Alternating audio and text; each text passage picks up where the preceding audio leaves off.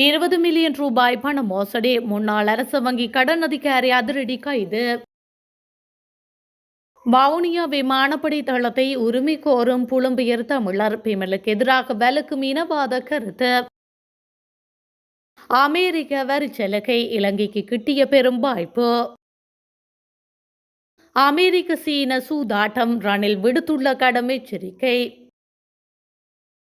இழப்பீடு பெற்ற முன்னாள் அமைச்சர்களுக்கு காத்திருக்கும் பேரதிர்ச்சி செய்தி. பிமல் ரத்நாயக்கவின் கள விஜயத்தின் போது ஏற்பட்ட வெடிப்பு சம்பவம்.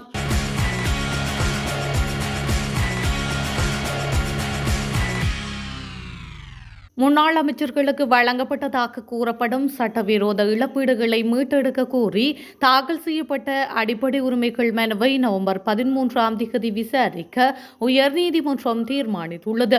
இந்த மனுவை சட்டத்தரணியும் சமூக செயற்பாட்டாளருமான ரவீந்திரநாத் தாபரே தாக்கல் செய்துள்ளார். 2022ஆம் ஆண்டு மே 9ஆம் தேதி அறகலைய போராட்டத்தின் பின்னர் நடாத்தப்பட்ட தாக்குதல்களால் ஏற்பட்ட சொத்து சேதங்களுக்கு முன்னாள் அமைச்சர்கள் உள்ளிட்ட 43 பேர் ரூபாய் 1.22 பில்லியன் இழப்பீடு வழங்கப்பட்டதாக அவர் மனுவில் சுட்டிக்காட்டியுள்ளார்.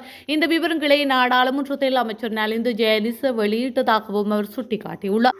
சேதத்திற்கு அதிகமாக இழப்பீடு வழங்கப்பட்டிருப்பது அரசியல் முறைகேடாகவும் சட்டவிரோதமாகவும் உள்ளதாக மனுதாரர் கூறுகின்றார். அத்துடன் எதிர்காலத்தில் இழப்பீடுகள் உரிய மதிப்பீட்டு அடிப்படையில் வழங்கப்பட வேண்டும் எனவும் சட்டவிரோதமாக வழங்கப்பட்ட தொகைகள் மீட்டெடுக்கப்பட வேண்டும் எனவும் மனுதாரர் கோரிக்கை விடுத்துள்ளமை குறிப்பிடத்தக்கது. அமெரிக்காவிடமிருந்து வர்த்தக நிவாரணத்தை பெறுவதற்கு கடன் மறுசீரமைப்பு பேச்சுவார்த்தைகளை ஒரு உந்து சக்தியாக பயன்படுத்த வேண்டும் என முன்னாள் ஜனாதிபதி ரணில் விக்ரமசிங்கே தெரிவித்துள்ளார். சர்வதேச நாணய நிதியத்துடனான கடன் மறுசீரமைப்புக்கு உதவிய நாடு என்ற வகையில் இலங்கைக்கு அமெரிக்கா பொறுப்பு கூற வேண்டும் என்றும் அவர் சுட்டிக்காட்டியுள்ளார். குறித்த விடயத்தை கொழும்பில் நிகழ்வொன்றில் கருத்து தெரிவிக்கும் போதே அவர் குறிப்பிட்டுள்ளார். இலங்கை தனது சர்வதேச இறையாண்மை பத்திரங்களை திருப்பி செலுத்த வேண்டும் அமெரிக்கா விரும்புகின்றது. ஆனால் பொருளாதாரம் தொடர்ந்தும் நிலையற்றிருந்தால் அது சாத்தியப்படாது என எச்சரித்துள்ளார். இதன்போது இலங்கை சார்பில் IMF-ற்கு பத்திரதாரிகளுக்கும் அமெரிக்காவே கடனை திருப்பி இங்கிலாந்து வேண்டியிருக்கும் என்றும் ரணில் குறிப்பிட்டுள்ளார். இலங்கையின் மந்தமான மீட்சியை வியட்நாம் மற்றும் பங்களாதேஷுடன் ஒப்பிட்டு இலங்கை சிக்கி தவிக்கும் போது அந்த நாடுகள் முன்னேறி வருவதாக ரணில் தெரிவித்துள்ளார்.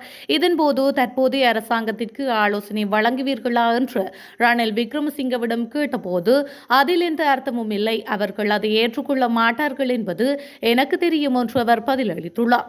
இதன்போது வர்த்தகம் மற்றும் உள்கட்டமைப்பு முயற்சிகள் தொடர்பான சீனா, ஜப்பான் மற்றும் இந்தியாவுடன் வலுவான உறவுகளை வலியுறுத்தியதுடன் ஆழமான பிராந்திய ஈடுபாட்டின் அவசியத்தையும் அவர் வலியுறுத்தியுள்ளார். அமெரிக்காவிற்கும் சீனாவிற்கும் இடையிலான வர்த்தக போர் இலங்கையின் பொருளாதார எதிர்காலத்திற்கு பெரும் தாக்கங்களை ஏற்படுத்தும் என்று முன்னாள் ஜனாதிபதி ரணில் விக்ரமசிங்கே தெரிவித்துள்ளமை குறிப்பிடத்தக்கது. போலி ஆவணங்களை பயன்படுத்தி தொழிலதிபர்களுக்கு கடன்களை வழங்கியதற்காக அரச வங்கியின் முன்னாள் கடன் அதிகாரி ஒருவர் கைது செய்யப்பட்டுள்ளார். இவரின் செயற்பாட்டால் வங்கிக்கு கிட்டத்தட்ட ரூபாய் 20 மில்லியன் இழப்பு ஏற்பட்டுள்ளதாக தெரிவிக்கப்படுகின்றது. பன்னிப்பட்டிய பெலவத்தையை சேர்ந்த 40 வயதான முன்னாள் வங்கி அதிகாரி குற்றப்புலனாய்வுத்துறை அதிகாரிகளால் கைது செய்யப்பட்டுள்ளார். சந்தேக நபர் கடன்களுக்கு கமிஷன் பெற்றதாகவும் வணிகர்கள் உட்பட பல நபர்களுக்கு கடன் வழங்குவதற்காக போலி ஆவணங்களை வரைந்ததாகவும் விசாரணைகளில் தெரிய வந்துள்ளது. போலி ஆவணங்களை வரைவதற்காக சந்தேக நபர் கடன் பெறுபவர்களிடமிருந்து பணம் பெற்றுள்ளார். சந்தேக நபர் நீதிமன்றத்தில் முற்படுத்தப்பட உள்ளார். அதே நேரத்தில் CID மற்றும் நீதி குற்றப்புலனாய்வு பிரிவு மேலதிக விசாரணைகளை மேற்கொண்டு வருகின்றமையும் குறிப்பிடத்தக்கது. போக்குவரத்து அமைச்சர் பிமல் ரத்நாயக்க ரத்மலானை தொடருந்து முனையத்திற்கு களவிஜயத்தை மேற்கொண்டிருந்த போது சிறிய வெடிப்பு சம்பவம் ஒன்று பதிவாகியுள்ளது. தொடருந்து பெட்டியில் பராமரிப்பு பணிகள் நடைபெற்றுக் கொண்டிருந்த போது நேற்று இந்த சம்பவம் நிகழ்ந்துள்ளது. இதன் விளைவாக சிறிய தீப்பரவலும் ஏற்பட்டது. எனினும் தீ மேலும் பரவுவதற்கு முன்பாக சம்பவ இடத்தில் இருந்த தொழிலாளர்கள் தீயை விரைவாக கட்டுப்படுத்தியிருந்தனர். சம்பவத்தை தொடர்ந்து அமைச்சர் பிமல் ரத்நாயக்க தொழிலாளர்களுடன் நேரடியாக பேசி அவர்களின் பாதுகாப்பு குறித்து கவலை வெளியிட்டதுடன் சரியான பாதுகாப்பு உபகரணங்கள் வழங்கப்பட்டுள்ளதா என்று அவர் கேள்வி எழுப்பினர். இதற்கு பதிலளிக்கும் விதமாக தொழிலாளர்கள் தங்களுக்கு எந்த வகையான பாதுகாப்பு உபகரணங்களும் வழங்கப்படவில்லை என்று அமைச்சரிடம் தெரிவித்தனர். இந்த நிலையில் தொடருந்து முனையத்துக்கான அமைச்சரின் முதல் விஜயமே அங்குள்ள தொழிலாளர்களின் தொழில் பாதுகாப்பு நடவடிக்கைகளை மேம்படுத்த வேண்டிய அவசர தேவையை நினைவூட்டுவதாக மாறியுள்ளது. இலங்கை ஏற்றுமதிகளில் 70 முதல் 80% வரையிலான பொருட்கள் வரி விலக்குடன் அமெரிக்க சந்தைக்கு அனுமதிக்கப்படலாம் என அமெரிக்கா ஒரு முக்கியமான வர்த்தக சலுகையை முன்மொழிந்துள்ளது. குறித்த பொருளாதார அபிவிருத்தி பிரதி அமைச்சர் பேராசிரியர் அனில் ஜெயந்த பெர்னாண்டோ தெரிவித்துள்ளார். ஊடகம் ஒன்றில் நேற்று கருத்து தெரிவிக்கும் போது அவர் இதனை தெரிவித்துள்ளார்.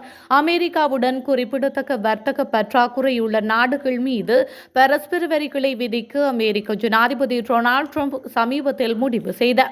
இதனைத் தொடர்ந்து இரு நாடுகளுக்கும் இடையே நடந்து வரும் வர்த்தக பேச்சுவார்த்தைகளின் போது இந்த சலுகை அறிவிக்கப்பட்டுள்ளது. வரியில்லாத அணுகளுக்கான பரிசீலிக்கப்பட வேண்டிய 1161 இலங்கை ஏற்றுமதி பொருட்களின் பட்டியலை அமெரிக்கா முன்மொழிந்துள்ள நிலையில் இதில் ஆடைகள் மற்றும் விவசாய துறைகள் தொடர்பான 42 பொருட்கள் போன்ற முக்கிய ஏற்றுமதிகளும் அடங்குகின்றன. இருப்பினும் பேச்சுவார்த்தைகள் இன்னும் நடந்து கொண்டிருப்பதாலும் ராஜதந்திர நெறிமுறைகளால் நிர்வகிக்கப்படுவதாலும் இந்த கட்டத்தில் திட்டத்தின் மேலதிக தகவல்களை பகிரங்கமாக வெளியிட முடியாது என அவர் மேலும் தெரிவித்துள்ளமை குறிப்பிடத்தக்கது. போக்குவரத்து அமைச்சர் பிமல் ரத்நாயக்க ரத்மலானை தொடருந்து முனையத்திற்கு களவிஜயத்தை மேற்கொண்டிருந்த போது சிறிய வெடிப்பு சம்பவம் ஒன்று பதிவாகியுள்ளது. தொடருந்து பெட்டியில் பராமரிப்பு பணிகள் நடைபெற்றுக் கொண்டிருந்த போது நேற்று இந்த சம்பவம் நிகழ்ந்துள்ளது. இதன் விளைவாக சிறிய தீப்பரவலும் ஏற்பட்டது. எனினும் தீ மேலும் பரவுவதற்கு முன்பாக சம்பவ இடத்தில் இருந்த தொழிலாளர்கள் தீயை விரைவாக கட்டுப்படுத்தியிருந்தனர். சம்பவத்தை தொடர்ந்து அமைச்சர் பிமல் ரத்நாயக்க தொழிலாளர்களுடன் நேரடியாக பேசி அவர்களின் பாதுகாப்பு குறித்து கவலை வெளியிட்டதுடன் சரியான பாதுகாப்பு உபகரணங்கள் வழங்கப்பட்டுள்ளதா என்று அவர் கேள்வி எழுப்பினர். இதற்கு பதிலளிக்கும் விதமாக தொழிலாளர்கள் தங்களுக்கு எந்த வகையான பாதுகாப்பு உபகரணங்களும் வழங்கப்படவில்லை என்று அமைச்சரிடம் தெரிவித்தனர். இந்த நிலையில் தொடருந்து முனையத்துக்கான அமைச்சரின் முதல் விஜயமே அங்குள்ள தொழிலாளர்களின் தொழில் பாதுகாப்பு நடவடிக்கைகளை மேம்படுத்த வேண்டிய அவசர தேவையை நினைவூட்டுவதாக மாறியுள்ளது. முன்னாள் அமைச்சர்களுக்கு வழங்கப்பட்டதாக கூறப்படும் சட்டவிரோத இழப்பீடுகளை மீட்டெடுக்க கோரி தாக்கல் செய்யப்பட்ட அடிப்படை உரிமைகள் மனுவை நவம்பர் 13ஆம் தேதி விசாரிக்க உயர்நீதிமன்றம் தீர்மானித்துள்ளது. இந்த மனுவை சட்டத்தரணியும் சமூக செயற்பாட்டாளருமான ரவீந்திரநாத் தாபரே தாக்கல் செய்துள்ளார். 2022ஆம் ஆண்டு மே 9ஆம் தேதி அறக்கலைய போராட்டத்தின் பின்னர் நடாத்தப்பட்ட தாக்குதல்களால் ஏற்பட்ட சொத்து சேதங்களுக்கு முன்னாள் அமைச்சர்கள் உள்ளிட்ட 43 பேர் ரூபாய் 1.22 பில்லியன் இழப்பீடு வழங்கப்பட்டதாக அவர் மனுவில் சுட்டிக்காட்டியுள்ளார். இந்த விவரங்களை நாடாளுமன்றத்தில் அமைச்சர் நலிந்த ஜெயதிச வெளியிட்டதாகவும் அவர் சுட்டிக்காட்டியுள்ளார். சேதத்திற்கு அதிகமாக இழப்பீடு வழங்கப்பட்டிருப்பது அரசியல் முறைகேடாகவும் சட்டவிரோதமாகவும் உள்ளதாக மனுதாரர் கூறுகின்றார். அத்துடன் எதிர்காலத்தில் இழப்பீடுகள் உரிய மதிப்பீட்டு அடிப்படையில் வழங்கப்பட வேண்டும் எனவும் சட்டவிரோதமாக வழங்கப்பட்ட தொகைகள் மீட்டெடுக்கப்பட வேண்டும் எனவும் மனுதாரர் கோரிக்கை விடுத்துள்ளமை குறிப்பிடத்தக்கது.